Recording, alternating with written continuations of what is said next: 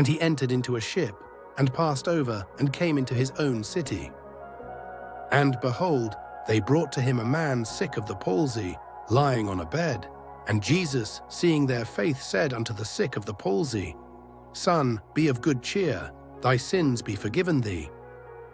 And behold, certain of the scribes said within themselves, This man blasphemeth. And Jesus, knowing their thoughts, said, Wherefore think ye evil in your hearts? For whether is easier to say, Thy sins be forgiven thee, or to say, Arise and walk? But that ye may know that the Son of Man hath power on earth to forgive sins, then saith he to the sick of the palsy, Arise, take up thy bed, and go unto thine house.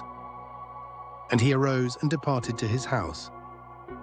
But when the multitude saw it, they marveled and glorified God, which had given such power unto men.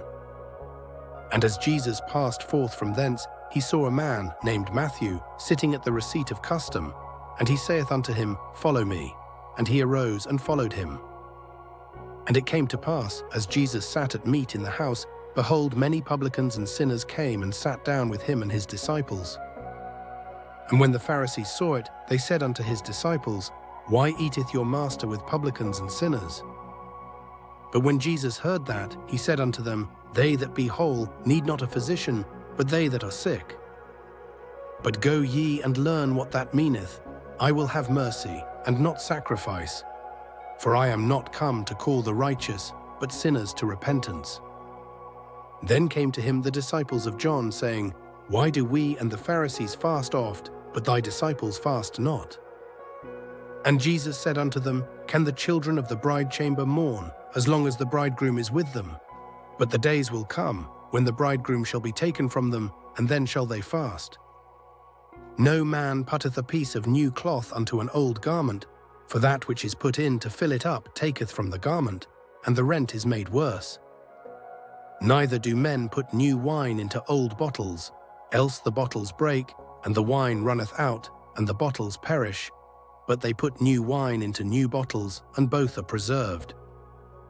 While he spake these things unto them, behold, there came a certain ruler, and worshipped him, saying, My daughter is even now dead, but come and lay thy hand upon her, and she shall live. And Jesus arose and followed him, and so did his disciples.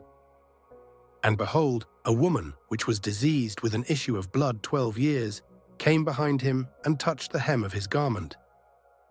For she said within herself, If I may but touch his garment, I shall be whole. But Jesus turned him about, and when he saw her, he said, Daughter, be of good comfort, thy faith hath made thee whole. And the woman was made whole from that hour. And when Jesus came into the ruler's house, and saw the minstrels and the people making a noise, he said unto them, Give place, for the maid is not dead, but sleepeth. And they laughed him to scorn. But when the people were put forth, he went in and took her by the hand, and the maid arose. And the fame hereof went abroad into all that land.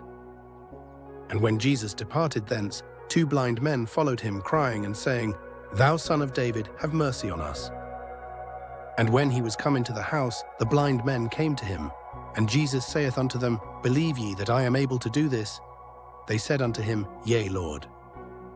Then touched he their eyes, saying, According to your faith be it unto you. And their eyes were opened, and Jesus straitly charged them, saying, See that no man know it.